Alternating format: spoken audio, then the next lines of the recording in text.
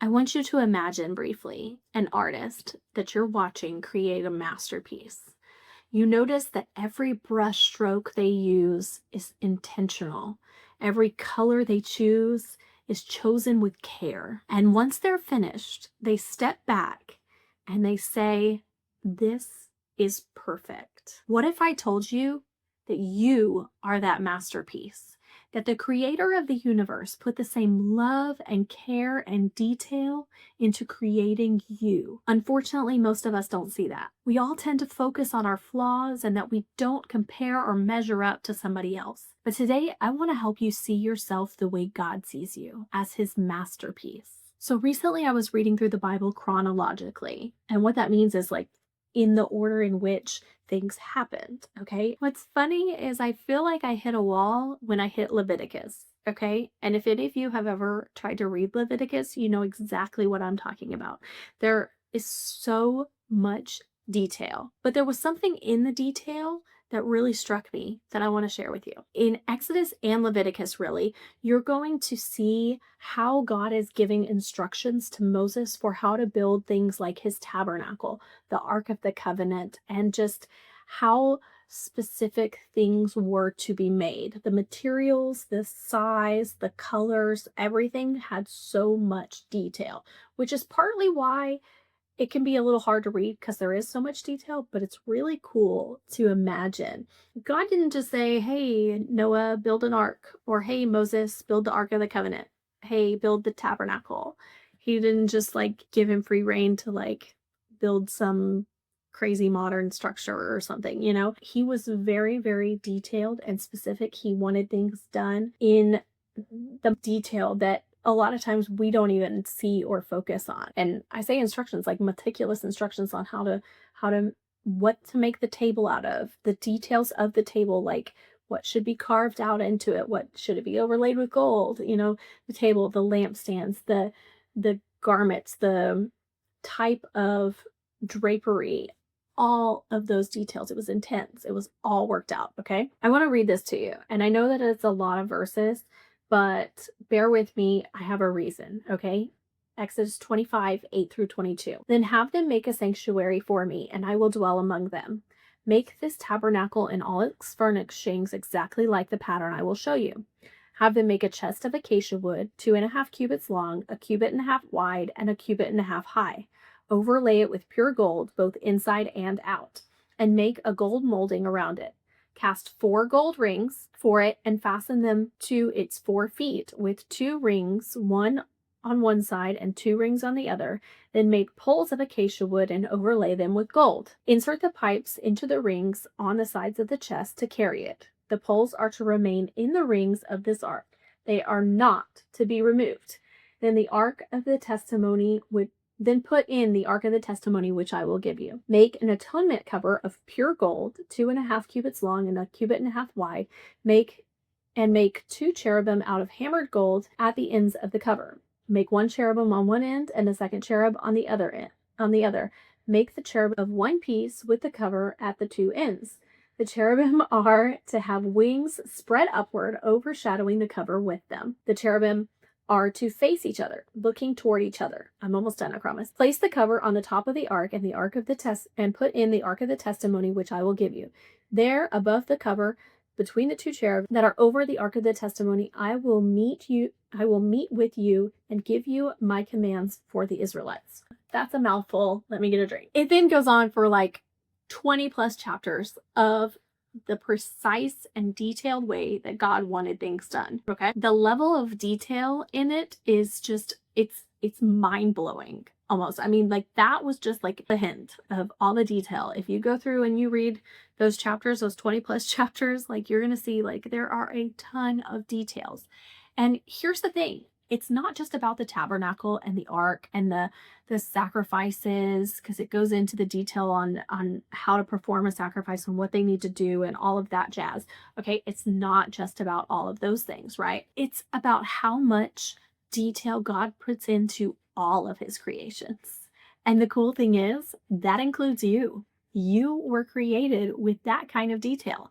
Every person on this earth and whoever lived was created with such precise detail that we are all a masterpiece. You are God's masterpiece. I mean, He puts so much detail into us that even doctors and scientists still don't know how everything seems to function in our bodies and how our brains work, and like they've learned a lot, but they don't know everything because that's how much detail has been put in.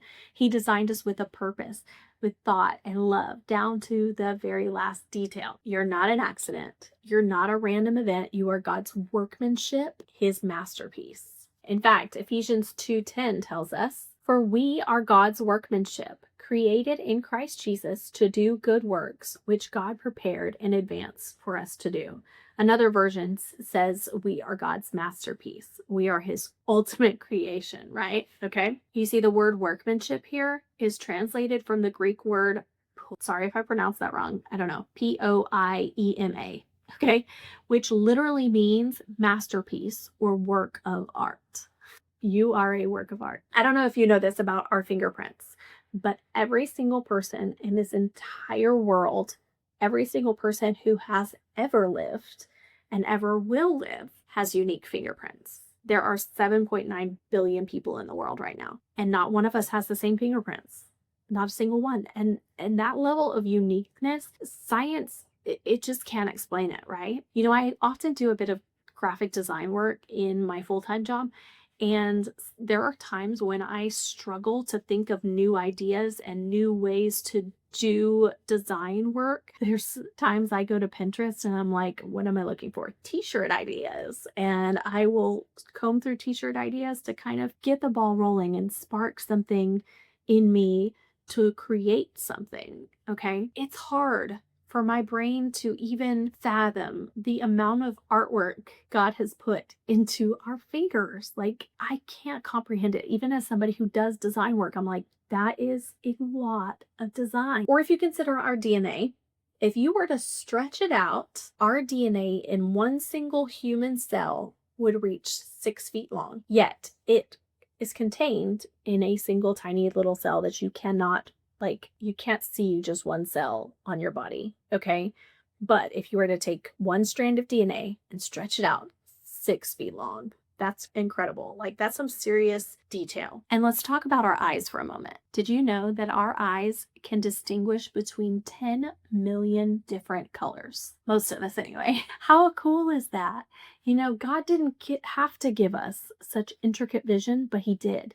See, our bodies are so beautifully and intricately designed, and that's just the physical side of things. There's more. God also designed our personalities, our gifts, our passions, our emotions, our purpose. There has never been anyone else made like you, and there never will be.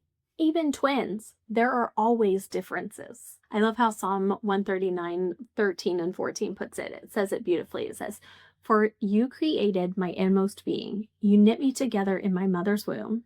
I praise you because I am fearfully and wonderfully made. Your works are wonderful. I know that full well." You see, each of us has a specific role to play in the world, a specific purpose.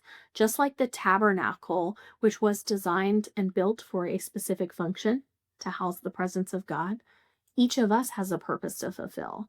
Whether we're aware of it or not, we have a unique purpose. We have unique gifts that were given to us by God to fulfill on this earth. Now, here's where it gets real. For many of us, we don't feel like masterpieces. We tend to focus on the flaws and the things that we wish we could change about ourselves, especially in a world of perfect social media images and Photoshop. It's easy to feel like we don't measure up. I mean, who hasn't looked in the mirror and wished they could change something? Whether it's your height or your skin or your hair color or your personality. I mean, we are our own worst critics, right? I know I've struggled with this. I don't know if you can tell in the video, but I have a lot of freckles, okay? And freckles were not always cool. Nowadays, girls are getting freckles tattooed on them, but it hasn't always been that way. In fact, when I was growing up, freckles were like ugly and dorky. Like, you were nerdy. Okay. Can't say that I'm crazy about them now, but I definitely don't hate them anymore like I used to. And there are other things I see about myself that, I wish I could change. I'm sure you're the same way, but here's the truth. When God sees you, he doesn't see flaws. He sees his creation. When he created you, he didn't mess up. He created you exactly the way you are, and he is proud of the way you are. In fact, he even said it was good. And not just good, but very good. In Genesis 1:27 and 31, let me read this to you. It says, "So God created mankind in his own image, in the image of God, he created them male and female. God saw all that he had made, and there was evening and there was morning, the sixth day." Something that just hit me reading that verse is, you notice it says, "So God created mankind in his own image. In the image of God, he created them." Like I was talking about just a minute ago, we see flaws and we see things we want to change, but God created us in his image. So when you're seeing things that you think are a mistake and when you're seeing things that you think are flawed, you're saying that God is flawed and God made a mistake. And that's just not the way it is, because we were created in his image and he is perfect. I want you to think about David for a moment. Okay, when Samuel came to anoint the next king, he arrives at Jesse's house. Jesse has like a bazillion sons, right? And so Jesse calls all his sons except for David. He leaves David in the field shepherding, right? And all the other sons he brings. And so Samuel goes down through all the sons and he's like, no, no, no, no, no. Okay. And Samuel's like, is this it? Is this everybody? Like, I know God told me to come here, so it's got to be somebody, right? And here's what the Lord told Samuel. He says, "The Lord does not look at things people look at. People look at the outward appearance, but the Lord looks at the heart." And that's 1 Samuel 16:7. So David wasn't chosen because he was perfect. He was chosen because God had a purpose for him, and the same is true for you. Then we look at Jeremiah. Okay, Jeremiah 1:5. Let me read that to you. It says, God tells him, "Before I formed you in the womb, I knew you. Before you were even born, I set you apart." There's another verse that says, I knit you together in your mother's womb. Like, he pieced you together exactly the way he was supposed to. God has had a specific plan for Jeremiah, and he has a specific plan for you as well. When we understand that we are God's masterpiece, it changes the way we live. It not only changes how we see ourselves, but it also changes how we see others. It shifts the focus from things that we don't have to things that we can be grateful for. We begin to understand that our value isn't based on, physical appearance or performance or the world standards. It's based on the Creator who loves us and created us to be his own. See, all it takes is a mindset shift. I like how Dr. Maxwell Maltz says it when talking about self-image. He says, "A small 2-degree shift in mindset or self-perception can lead to a completely different outcome in the course of a person's life. Much like a slight change in direction can alter the destination of a ship over time." So if you struggle with seeing yourself as a masterpiece, as God's very good creation, you need a 2-degree shift in your mindset. You need to know that no matter how you see yourself, no matter the mistakes that you've made, the past that you have, no matter how many times you've fallen short, God still sees you as his masterpiece. You are that work of art, and he has a purpose for your life. Just like that tabernacle we talked about had a purpose, the ark had a purpose. You have been designed with a specific plan in mind. Don't let anyone, especially yourself, tell you otherwise. You are God's workmanship. You are his masterpiece, and that means that you are worth more than you could ever imagine. You are unique, you are valued, and you are beautifully and wonderfully made by the Creator of the universe. Look me in the eye when I tell you this, right here. You are not a mistake. God did not make a mistake when making you. So the next time you find yourself doubting your worth or questioning your identity, remember, you are his masterpiece, created for a purpose that only you can fulfill. If this encouraged you today and you'd like more videos like this, hit that subscribe button. Be sure to like, comment, and share, and know that you are worthy, loved, and chosen.